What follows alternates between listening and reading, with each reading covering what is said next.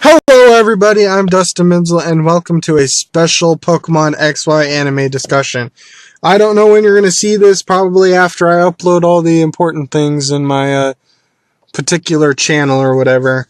Of the other, oh man. You'll probably see this after all my Generation 2 and Generation Reflections of Pokemon are uploaded. So today I'm going to do a special particular episode, and I'm going to discuss Serena and Clement themselves, I've already discussed Ash as much as I possibly can. He's my favorite character, but so today we're just going to talk about Serena and Clement and what they do. I guess this will also include Bonnie, because I kind of forgot about Bonnie there for a moment. Because Serena and Clement are the more, I guess you could say the more important characters in the sense that they're actually older than Bonnie and they actually have certain things that they do. Bonnie's job in the show is just to be cute and adorable and, just to add that certain dynamic to the group. But Clement and Serena, they're a little bit different. They actually have their own goals and things, and Bonnie's just in the show just for the ride. She's just there to enjoy what's there. Clement and Serena actually have certain aspects that they bring to the group and stuff. I'm going to talk about the past of them, the present, and what I think of the future. I don't know how long this is going to be or whatever. There will be images in this particular video, like I've been doing in my other videos. Probably Serena and Clement and their Pokemon and what they have, and discuss a little bit and stuff. Well, let's start with Bonnie first, since she's like the technical least important. I will agree Bonnie is important for the group dynamic, but what I mean is she doesn't have the goal. She's easy to talk about. Easier to talk about. It shouldn't take as long as what I'm saying. So let's talk about Bonnie. Bonnie is the younger sister of Clement. Bonnie has shown us that she can be cute and adorable in many ways. More so than, say, Max and AG, simply because Max was kind of a brat. Bonnie really hasn't shown that. Bonnie just seems like she's a cute, adorable little kid, that she's within the show. She's not annoying or bratty for the most part. It is a subjective opinion. If you liked Max more than Bonnie, then that's great. I'm just saying that, in my personal opinion, Bonnie is just the better, younger sibling. I guess it's because Bonnie has wonderment and excitement. She's kind of like, the demographic of Pokemon, she just gets excited over every little thing or whatever. So it's really nice to see that aspect, and,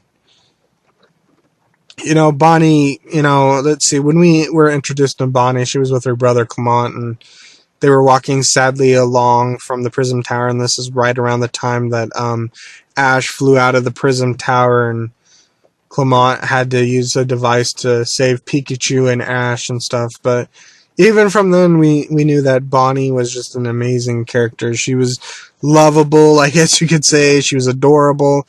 She was cute.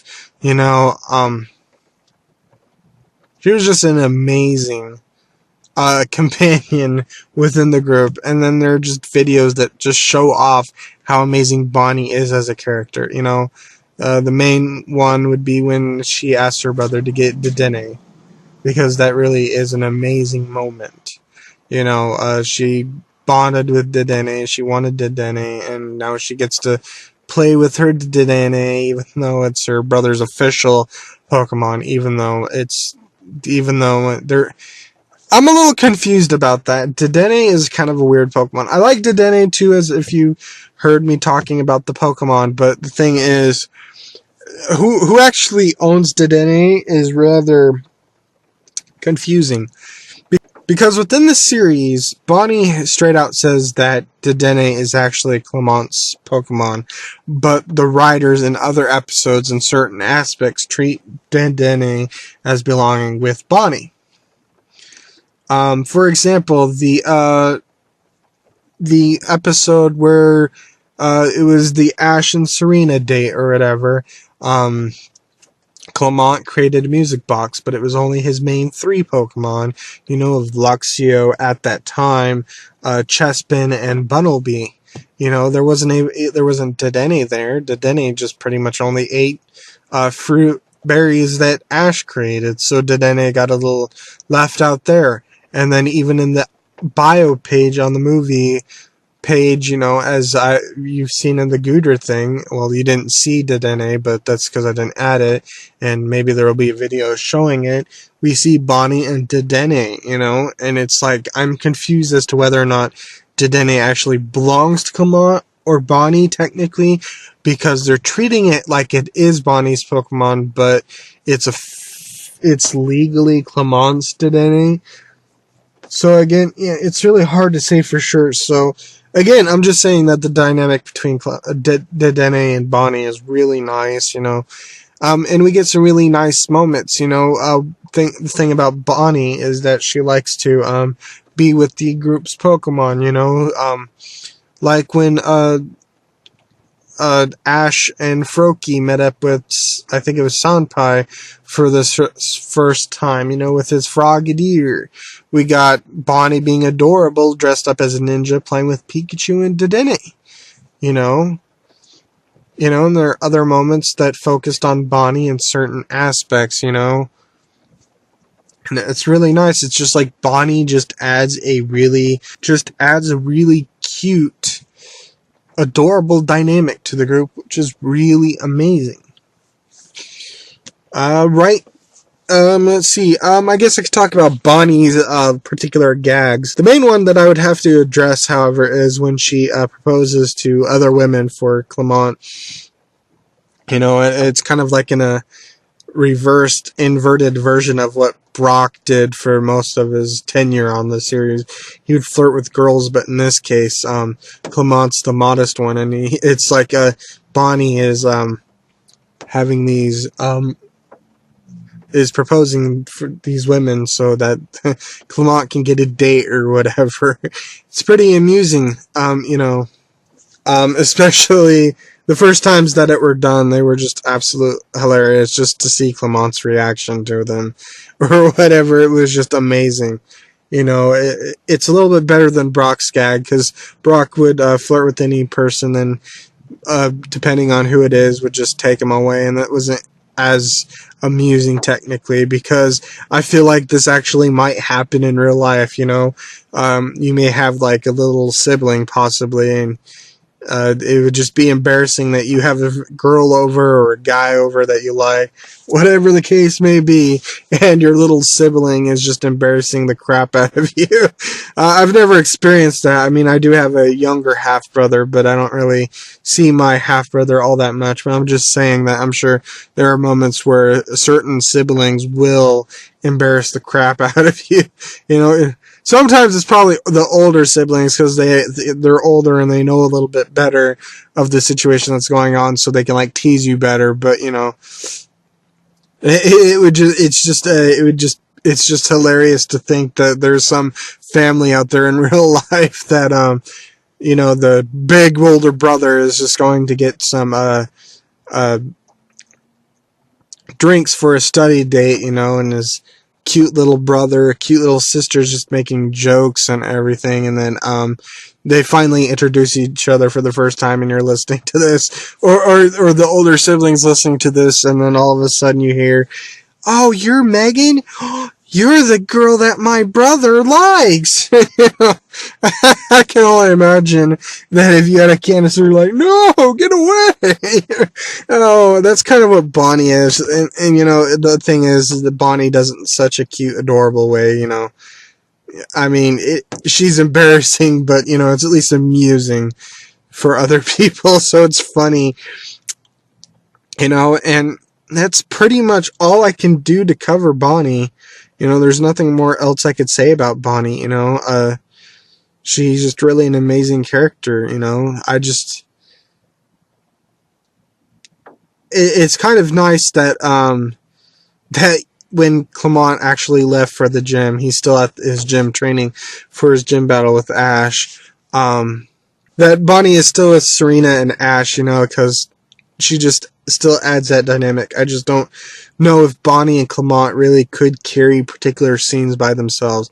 I think of what we've seen so far, that Clement seems to carry the scenes pretty well by himself, you know.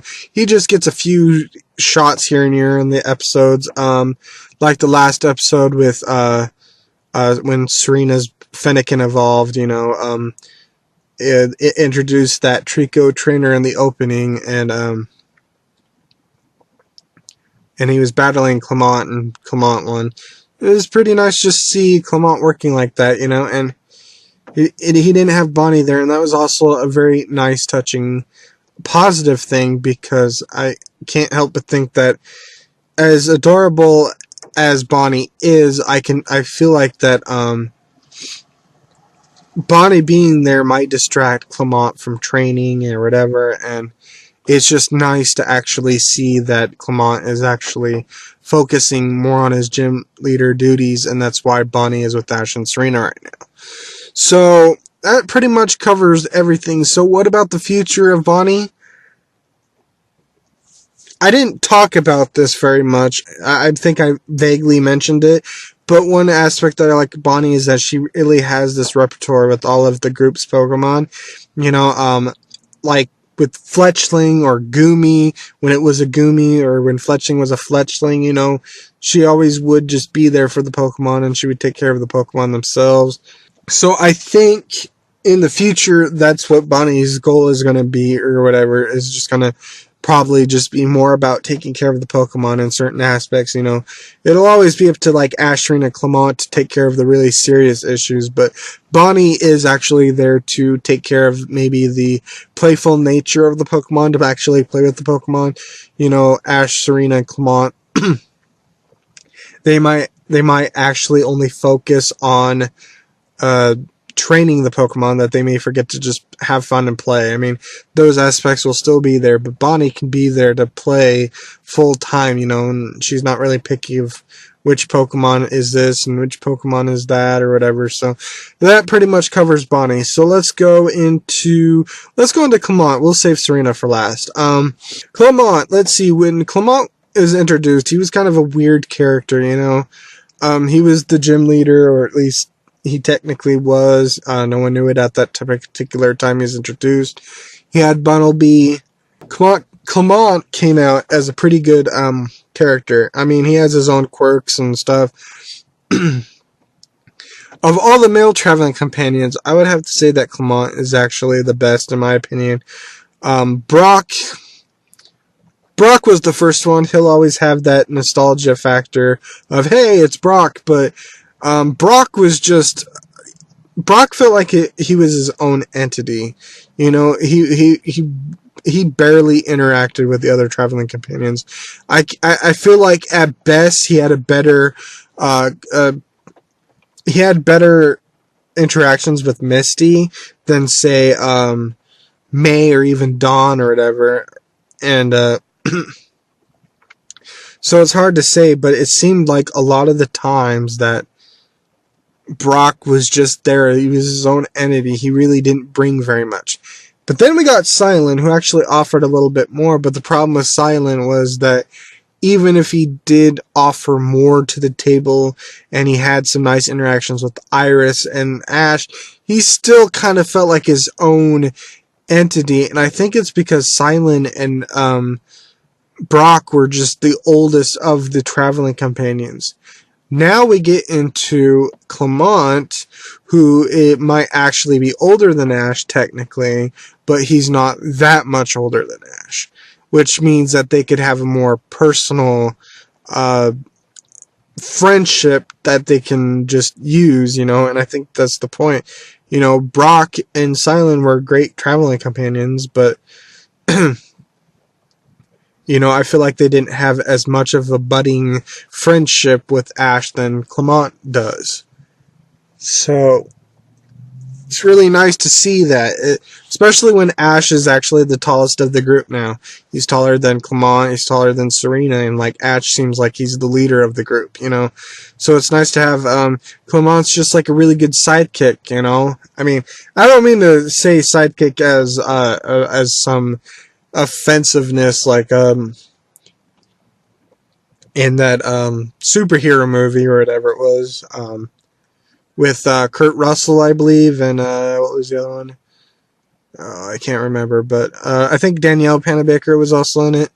I think it was Danielle Panabaker. I could be wrong, but the point is that there are people who took a sidekick as offensively, but, you know, I feel like there should be a leader of a group. You know, I can understand partners, but there needs to be somebody that needs to be like the head leader, you know. And for Brock and Silent, they actually felt more like the leader sidekick. I mean, like, if there was any like really adult decisions that really had to be made, it had to have been from, say, Brock and Silent. But now it seems like Ash would be making those decisions, you know, and Clement is just like that goofy sidekick that you like, you know, and just a really good person to hang around with, or whatever you could say.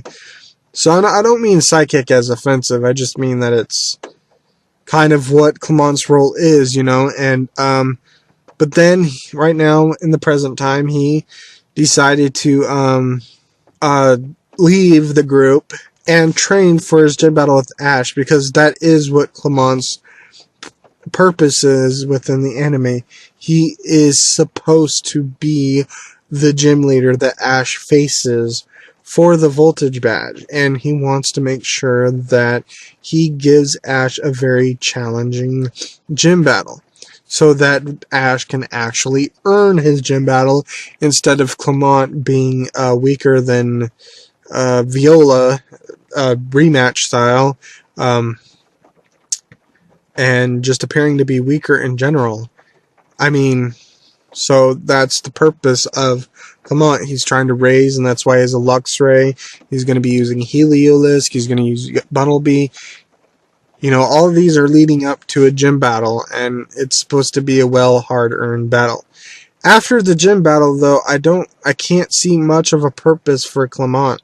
I really want to know what the future for Clement and Bonnie is going to hold. They're definitely going to continue on, but I would just like to know the story behind that, you know. What's it going to be like? Is Clement going to continue to be the gym leader, or whatever the case may actually be, you know?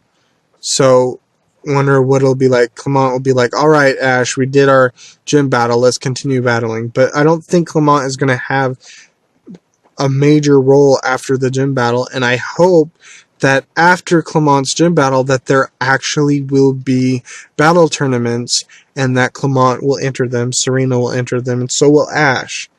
And maybe we'll get something like 5th gen, just in lesser quantity. You know, hopefully we'll get the quality. Maybe we'll get 3-on-3 matches. Maybe we'll get a whole tournament where it's 3-on-3. You know, Serena just would need another Pokemon for that to make it happen. You know, based on certain evidence, it doesn't look like Clement is going to take Heliolisk with them, but I really hope that they explain within the actual episode that Clement decides to continue traveling with Ash, that he is going to leave Heliolisk as a Pokemon for Clement to use for gym challengers. And I feel like that would be the purpose. And then he could take his Luxray, take his Chespin and Bunnelby, and they can continue forward. So that pretty much covers Clement as much as I possibly can. So let's discuss Serena now, the big character of the 3 traveling companions of Ash.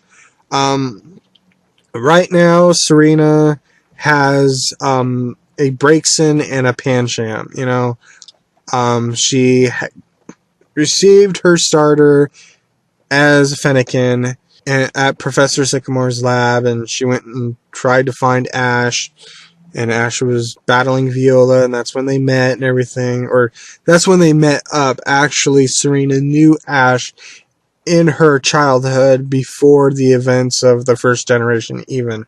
And I really like that's a nice touch, because You don't really see that a lot, do you, in a lot of these shows? You know, a lot of the times things just seem like they come out of nowhere, you know, like, oh, you know, you get so used to a character, then all of a sudden, you know, my sister is coming, and you're like, what? Well, you never mentioned your sister before now. You have a sister? Holy crap. I thought you were an only child, since throughout this whole entire time, these last 10 seasons, you didn't even mention you had a sister. You know, it was never brought up until now. Gee, so I can understand that might be an issue, but at the same time, I realize that TV shows are not encyclopedias. They're not going to tell you the history of a character throughout the whole entire episode of one single episode, because that would be, quite frankly, boring, and that doesn't lead up to any interesting, unique surprises, like, say, Heroes, when we found out that Claire Bennett was Nathan Petrelli's daughter. That was an amazing, shocking moment. You know, because it actually connected the characters more. Because Heroes was known for having separate storylines that were somehow connected, and when you had that, you knew that the characters were a lot more connected than before, and it actually brought a certain dynamic to the actual story. Which is the same with Pokemon, you know, in regards to Serena. Serena having a childhood past with Ash is interesting, because it means that Serena existed before the actual 6th generation, you know, at least in terms of Ash's life, you know, when he met Misty. I mean, Ash went throughout his whole Kanto region for the most part, and he didn't even know Misty. He didn't even know Brock, you know, and then he went to 3rd generation where he met May. Max didn't know anyone from there except Harrison, who was from, I think, Little Root Town. We never saw Harrison again. He went off to 4th generation and he ran into Dawn, 5th generation Iris. So it's really nice to see that over a giant space between Kanto region and the Kalos region, that Ash actually knew someone from that region, because they actually came over to Kanto. So that was really nice, amazing. And then having Serena have this crush on Ash for everything that Ash did for her in the childhood past, you know, to choose to go on a journey to go find Ash and then be invited into being one of the traveling companions, really makes it really nice, you know. It makes it unique, more unique than Iris, Misty, and May and Dawn, or whatever the other female companions, because most of those felt forced. The only one that didn't feel as forced was Dawn, and the only reason why Dawn was a little bit more acceptable than the others was simply because Dawn actually took care of Pikachu when Team Rocket caused Pikachu to fly off into space. It was Dawn that took care of Pikachu, so that was actually understandable. Misty only came because she was just that girl that was fishing by the thing, fished Pikachu and Ash, and then Ash borrowed the bike, Pikachu fried the bike, and Misty got all upset. May was just convenient because May was just right around there when Ash was there for his journey within the Hoenn region. She was just there, and then they decided, hey, you know what? We know it. We met for each other. Let's traveling companion. And Iris, the only reason why Iris was a traveling companion for the most part, not only because of Silent asking if Iris wanted to join them and Ash agreeing with this, but the primary reason was because Ash threw a Pokeball at her head, basically, because Iris was just in the area. So it's really nice to see that Serena joined the team, and it felt like it was a lot more of a bigger payoff and a lot more deserving than all the other female traveling companions that just happened upon the circumstances, you know. I mean, I might be willing to argue that maybe Serena went to was it Santalune City maybe too quickly to meet up with Ash, and maybe some people have a problem with that. Because maybe Serena should be still trying to find. Can you imagine if Serena was one of those main characters that none of the other main characters have interacted with, but she's actually there having her own story, and it's just about Serena trying to find for episode after episode. And imagine if the series finally ended with Serena and Ash running into each other. It's just hilarious to think about. Maybe some people would have liked that. Right now, in the present, Serena is going for Pokemon showcases or Pokemon Thalons, or no, Pokemon Tripothalon. Dang it! Tripolon. Oh gosh. Oh man. Tripokalons. There we go. Gee, Louie. Woo! She's going for Tripokalons. Or the dub has named them as Pokemon Showcases. Now, I've seen the showcases, and I don't think I've ever addressed the showcases and how I felt the showcases. Are they hit or miss? And I think it's both hit and a miss. I can't exactly say for sure because Serena has not actually gone through an entire Tri-Pokemon or Pokemon Showcase because she failed that first round. So I don't know what the other rounds have to offer since they really did not show Shauna very much. There's still certain aspects of Tri-Pokemon that are still a mystery to the group. So what are the positives of these Tri-Pokelons? Well, they give Serena a gold. The thing about Iris and Misty is that they had no real goal, no real purpose on being a team just to add a female dynamic. It was just May and Dawn that actually offered more than just a female dynamic to the group. Purpose. They brought purpose to the group dynamic, and that's what one of the positives about Tri-Pokelons is that they add a group extra dynamic to the group, a purpose to the group of Serena being on the group, instead of just being that girl that has a crush on Ash throughout the whole entire thing. Serena actually has a goal that she can work on. And, Tri-Pokelons, for the most part, are kind of amazing, but the one critique that I have to say is that they do not have battles. I know Pokemon should not be about battles, but to say that Pokemon battling is not a core mechanic of Pokemon is ridiculous. That's pretty much all it is within the games, unless you're talking about Pokemon Ranger or whatever. It's all about battling each other. Even the mystery dungeons had a battling mechanic. I would even argue that the Pokemon Ranger games had a battling mechanic or whatever. It was a little bit different, but it was still there, and that's the thing. Battling is an important aspect of Pokemon. That's how the Pokemon world works, and I understand if you don't like Pokemon and you want to see other aspects, but to say that Tri-Pokelons and Pokemon Showcases really work without that battling mechanic of some kind is really hard for me to swallow, because I feel like even within the anime that certain things just don't work without some sort of battling mechanic or battling mode. The reason why contests work so well, in my opinion, for a goal for a female traveling companion is because they incorporated certain special battles.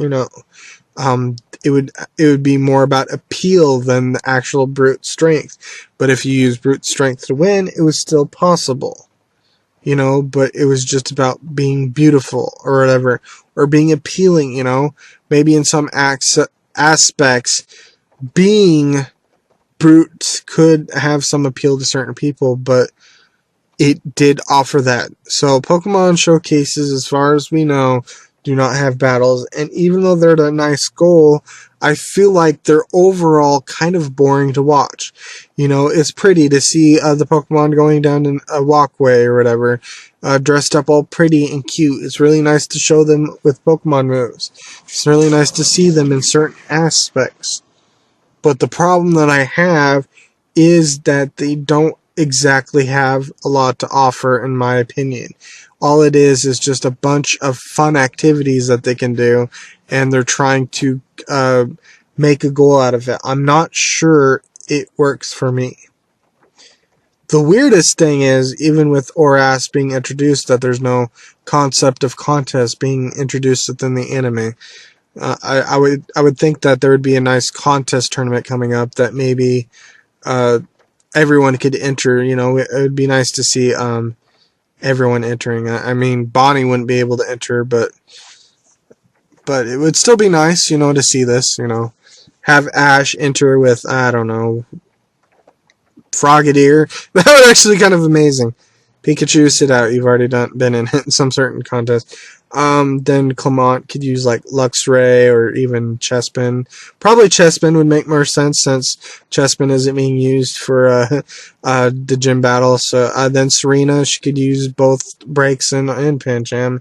Wouldn't matter to me, but you know, I just feel like contests should be introduced within the anime just so we can see contests again, because I kind of miss contests. I missed having that pretty appealing stuff. You know, the thing that makes the anime so different from the games is all the things that you can do within the anime that you can't exactly do in the games due to the technical limitations of the games. I like that aspect of the contest, and that's why I miss it. You know, it might be enough just to see contest appeals all the time, but contest battles were actually what proved which Pokemon was the better coordinator or whatever. You know, when it comes to Pokemon showcases and try Pokelons, you know, you're just hoping that the audience likes you, and that's not bad. That is one of the positive aspects, is that people can vote on it as opposed to just judges. But the problem that I have is that it's just so... It's just a bunch of activities that really don't have any purpose. Like, it's like, dress your Pokemon up, we'll rate you. You win, go to the next round. Next round, show off some pretty moves. Okay, you win. Go on to this next round. This next round, you do this. You win. You get a key. You get a bunch of keys. You get a crown. You get to go to the master class. Whoop-de-doo. You know, I'm saying it's... I'm not saying it's bad. It's a nice goal for Serena right now. I just don't think it's full. I don't think... I will have to give credit to the writers and the executive producers when it comes to Try Pokelons. If you're trying to add a goal for the female traveling companions to have that do not have battles, or they're trying to make it unique so they're not battling and they're not contests in a way or whatever, or at least the battling part, then I will give props to you. But as for a serious goal, it just, at this particular point, I just can't care about Pokemon showcases enough that Serena should just already become Kalos Queen. I don't know if there's a certain aspect where Serena has to actually compete against all these other people that have won this particular prestige and actually earn the title of Kalos Queen. But if it's like a grand festival or a Pokemon League, I just want Serena to win. Because if Serena doesn't win, and it's like Shauna that wins or some other random trainer, it's going to make me a little disappointed, because it's just going to be pointless. At this particular point, this particular goal, you might as well just have Serena win. Just have Serena win just for once. Just so we can say that it actually happened. You know, because we're probably never going to see Ash win a league, because he's basically getting rid of Gudra, and, you know, May or Dawn never won a grand festival. Dawn came close. You know, she was almost top coordinator for however long until the next grand festival. So it's a little disappointing that Serena just doesn't have that type of goal where she can just fail and keep at it, just keep going to these Tri-Pokelons. You know, at this particular point, even though we haven't got to that point, she should just win it all, you know. It'd be amazing if Jessie won. That'd be the most shocking, surprising thing ever, but just let Serena win, because at this particular point, being a Kalos Queen, I feel, doesn't have the same prestige as being top coordinator or even the champion of a Pokemon League. It doesn't have the same prestige, in my opinion, so that you might as well just let Serena have that particular moment. Just let her be Kalos Queen. Let her figure out what else she wants to do with her life, because I feel like she just jumped too quickly into this goal without actually looking for other things like contests or whatever, that I feel like just let her complete this goal, and let's just see what the writers can come up with Serena's goal in the future. So in the future, what I expect to see is I expect Serena to win some of these Tri-Pokelons, get to Master Class or whatever with Shauna and whoever else. And, there's that older lady that we've seen in regards to this. Let her be in here. Let Arya and Serena have a nice rivalry. I don't know if Arya is still doing these things, but I really hope not. What I want Arya to do, what I want Arya as, is I want her to just be a special person. I want showcases to be like being a beauty queen, a beauty pageant queen. Where you take the throne for a year, and then somebody else wins it the next year, and in order to win it again, you have to wait till the following year. So what I want is I want that to be Arya's goal. I don't want Arya to continue to be doing Pokemon showcases so she could be in the Master Class and go up against Serena and Shauna. I want Arya to already be Kalos Queen already, and right now she's just doing exposition for these Tri-Pokelons, but she's not actually within it. So that way Serena can win the goal, or win the crown, basically, being Kalos Queen. Arya steps down for the entire year that Serena or whatever is Kalos Queen, and then Arya can do Tri-Pokelons again and try to be Kalos Queen again. That's kind of what I want Pokemon showcases to be about. I expect Serena to capture a couple more Pokemon. Clement, I don't know if he's not bringing Heliolisk. His team could afford one more team member. But he technically already has 4 slots filled, so I can't really see the point. Serena does need another Pokemon. I don't know what it is. I don't know if it's going to be a Pokemon evolution type Pokemon, or even a 6th gen Pokemon. I'm thinking 6th gen, but there isn't a lot of 6th gen Pokemon. What I'd really like her to have is a Skiddo. I feel like Skiddo would be a nice third member for her team, but if not Skiddo, then I don't know about Spritzy or Swirlix, so let's take those away. If Ash is releasing Goodra and he doesn't replace it with Noibat, then I'm okay with Serena having a Noibat. The only thing that I don't want Serena with right now, based on what we know, is a Torchic. Yeah, I know this isn't about their Pokemon, so I just had to bring it up just as an extra thing, but that's pretty much about Serena. I don't know how the relationship of Serena and Ash is going to continue forward. I don't know how many shippy more moments are going to be for people who are into a more shipping or whatever.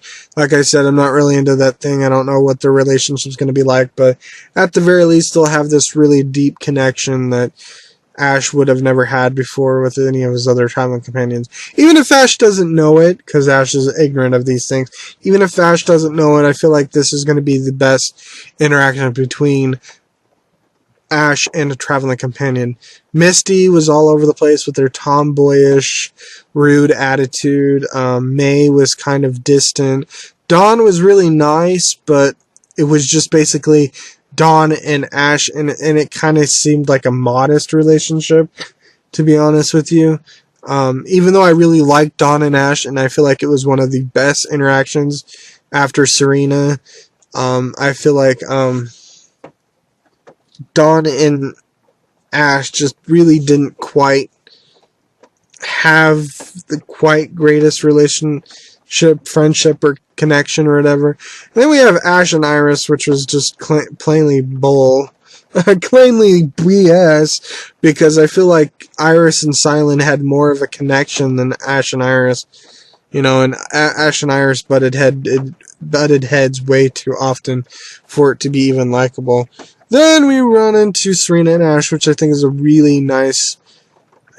It's a lot deeper, in my opinion. I could see how it's a lot deeper. So, anyway, I did not want to talk this long, so there's some editing. Hopefully it'll get a little bit lower than what it is, what you see, than what I'm seeing.